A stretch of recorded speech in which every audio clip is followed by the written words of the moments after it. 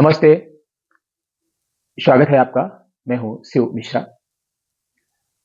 राहुल गांधी ने कहा है कि जो राम मंदिर की प्राण प्रतिष्ठा का समारोह हुआ था, उसमें कांग्रेस इसलिए भी नहीं गई क्योंकि जो गेस्ट की लिस्ट थी, जो अतिथियों को जिनको निमंत्रण दिया गया था, उनमें ज़्यादातर बड़े-बड़े उद्योगपति थे, सेलिब्रिटीज़ थे और उच्च जातियों के लोग थे।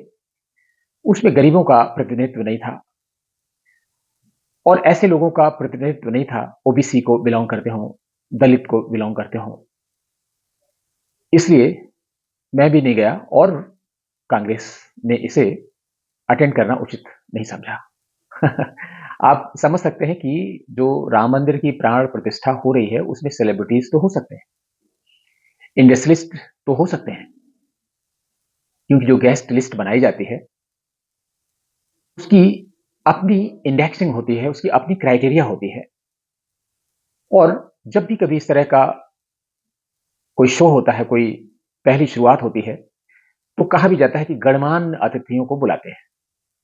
लेकिन ऐसा नहीं है कि उसमें गरीबों को नहीं बुलाया गया था, ओबीसी के लोगों को नहीं बुलाया गया था, दलितों को नहीं बुलाया गया था, बल्कि जो ट्रस्ट है राम मंदिर का, उन्होंने इतना ध्यान रखा था और हमें लगता है प्रधानमंत्री मोदी ने ज़रूर इस तरह की इच्छा व्यक्त की होगी कि मंदिर में काम करने वाले कारीगरों, कामगारों, मज़दूरों और जो भी उसमें काम कर रहे थे, आर्किटेक्ट से लेके छोटे-छोटे लोग तक, सबको आमंत्रित किया गया था। और इसके पहले यही चीज़ हम लोगों ने देखी थी वाराणसी में, जिस समय बाबा विश्वनाथ का जो कॉरिडोर बना था, उसमें भी उन्होंने सफाई कर्मचारी और सभी को बुलाए थे, उनके पैर भी धोए थे नरेंद्र मोदी ने। तो इन मामलों में तो इसे भले ही राजनीतिक स्टंट किया जाए, लेकिन प्रधानमंत्री मोदी या भारतीय जनता पार्टी कभी भी पीछे नहीं छूटते हैं। तो ये तो कहना बिल्कुल भी उचित नहीं है। और इतनी देर से ये बात उन्होंने तब कही जब वो उनके भारत जोड़ो न्याय यात्रा है, वो छत्तीसगढ़ में कोरबा में पहुंच गई। वहां उन्होंने बहुत सारी बातें की और आप सभी उनका एक ही टारगेट जानते हैं, अंबानी, मोदी। और मोदी को टारगेट करने के लिए वो कुछ भी कर सकते हैं, किसी को भी कुछ बोल सकते हैं। तो अदानी निशाने पर नहीं है, निशाने पर तो मोदी रहते हैं। राहुल गांधी धीरे धीरे अपने पुराने फार्म में वापस आते जा रहे हैं और ये एक अच्छी चीज भी है। शायद राहुल गांधी का जो स्टेटस कांग्रेस में है उसके अनुरूप भले ही ना हो, लेकिन जो भी काम उनको सौंपा जाता है बहुत ही मेहनत से करते हैं। अब भारत जोड़ो न्याय यात्रा में लगे हैं, बड़ी मेहनत कर रहे हैं कि कम से कम ये सारी चीजें मीडिया में जाएं, लोग देखें कि हाँ वो कितनी मेहनत कर रहे हैं। और ये एक ऐसे स्टूडेंट की, ऐसे बच्चे की भी एक साइकोलॉजी होती है जो चाहता है कि वो जो भी कर रहा है उसे हर कोई देखे, समझे, रियलाइज करे और हो सके तो उसकी तारीफ अवश्य करे। तो इसलिए राहुल गांधी जहां कहीं भी बात करते हैं, वो माइक लगाए रहते हैं, फोटो शूट हो रही होती है, कभी किसान के भेष में, कभी तमाम तरह की चीजें, पूरा प्रायोजित कार्यक्रम जैसा लगता है, विज्ञापन जैसा। और वहां पे उनकी शूटिंग चलती रहती है और ये यात्रा जैसे जैसे आगे बढ़ती जा रही है, कांग्रेस को झटके पे झटके लगते जा रहे हैं।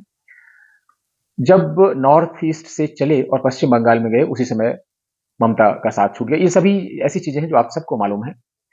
और जैसे ही बिहार में आने वाले हुए, नीतीश का साथ छूट गया और कल तो नीतीश ने विधानसभा में बहुमत भी साबित कर दिया। तो वहां तो खेल खत्म हो गया। जो खेला होने की संभावना थी, जैसे कांग्रेस भी बड़ी बेसब्री से देख रही थी, वो खत्म हो गई संभावना।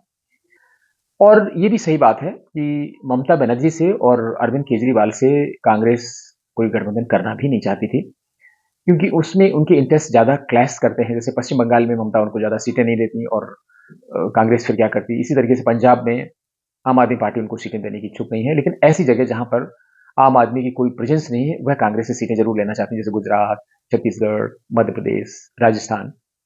और दिल्ली में भी माना जाता है कि उनका समझौता हो गया है 4+3 पे, यानी 3 पे आप और 4 पे कांग्रेस लड़ेगी। तो लेकिन उसकी विधिवत घोषणा अभी नहीं हुई है और ये सब खटाई में पड़ता जा रहा है। इसके साथ ही अशोक चौहान एक कद्दावर नेता है महाराष्ट्र के, उन्होंने त्याग पत्र दे दिया। इसके पहले भी कई नेता छोड़ चुके हैं महाराष्ट्र में। अगर नीतीश कुमार महागठबंधन के साथ रहते तो लोकसभा में कुछ सीटें उनको जरूर मिलती, लेकिन अब चूंकि नीतीश कुमार जा रहे हैं, मीन्स चले ही गए हैं भाजपा के साथ में, और भाजपा बिहार में शायद क्लीन स्वीप करने की स्थिति में पहुंच रही है, यही इसका उद्देश्य भी था नीतीश को साथ लेने का। इसके अलावा जैसे ही वो उत्तर प्रदेश में आने वाले हुए, शायद यहाँ पे 16 तारीख को उनकी यात्रा उत्तर प्रदेश में प्रवेश करेगी, और तब तक राष्ट्रीय लोकदल का साथ भी छूट गया। और अब जो कांग्रेस के अंदरूनी सूत्र बता रहे हैं वो ये कि उत्तर प्रदेश में खासतौर से राहुल गांधी की यात्रा काफी संक्षिप्त की जाएगी, यानी पश्चिमी उत्तर प्रदेश के उन हिस्सों को जहां पर राष्ट्रीय लोकदल का प्रभाव ज्यादा है उनको टच नहीं किया जाएगा, और हो सकता है कुछ और इलाके जो बरेली के आसपास के इलाके उनमें भी उनकी यात्रा का प्रभाव नहीं होगा। उसके लिए कारण ये दिया जा रहा है कि चूंकि यूपी बोर्ड के एग्जाम शुरू होने वाले हैं, इसलिए राहुल गांधी चाहते हैं कि कम से कम प्रदेश को डिस्टर्ब किया जाए। कितनी अच्छी बात है कि राहुल गांधी चाहते हैं कि बच्चों का पढ़ाई का नुकसान ना हो, इसलिए वो अपनी यात्रा शॉर्ट कर रहे हैं और उसमें 4-5 दिन की कमी आएगी। तो ये राहुल गांधी है, जहां कहीं भी जाते हैं आपने देखा उनके जोश में बिल्कुल भी कमी नहीं है।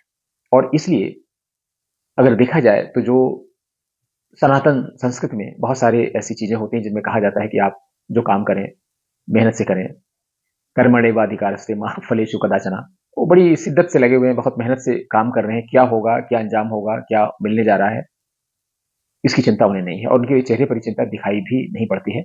लेकिन आज कोई कुछ भी कहे, भारत में रहने वाला शायद ही कोई ऐसा हो जो सोशल मीडिया पर जाता हो और उसने राहुल गांधी की मनोरंजक वीडियो ना देखे हो। और ऐसे मनोरंजक वीडियो लगातार आ रहे हैं और सौभाग्य से राहुल गांधी पुराने फ्रेम में पहुंचते जा रहे हैं, यानी उनका जो पहले का जो मनोरंजक स्टाइल था उसमें लौटते जा रहे हैं।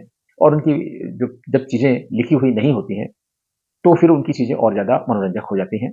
कांग्रेस में शायद किसी को भी चिंता नहीं होगी, और कांग्रेस में जो बड़े बड़े नेता हैं वो भी राहुल गांधी के रास्ते पर चल रहे हैं। आपने देखा होगा कि जयराम रमेश को राज्यसभा में जगदीप धनखड़ उपराष्ट्रपति और जो सभापति हैं राज्यसभा के, उन्होंने बहुत लड़ाया किस ढंग से उन्होंने राष्ट्रीय लोकदल के जो अध्यक्ष हैं जयंत चौधरी, उनको बोलने से मना किया और भद्दी टिप्पणियां भी की। पूरी कांग्रेस ने ही बहुत कुछ किया। तो ऐसा लगता है कि पूरी कांग्रेस पर राहुल गांधी का प्रभाव है। जनता उन्हें भले ही रोक ले, प्रधानमंत्री न बनने दे, लेकिन कम से कम कांग्रेस में तो उनका रास्ता रोकने वाला कोई भी नहीं है। और इसलिए बिल्कुल बेलौस बेलगाम होकर जो उनको बोलना होता है बोलते हैं, जो करना होता है करते हैं।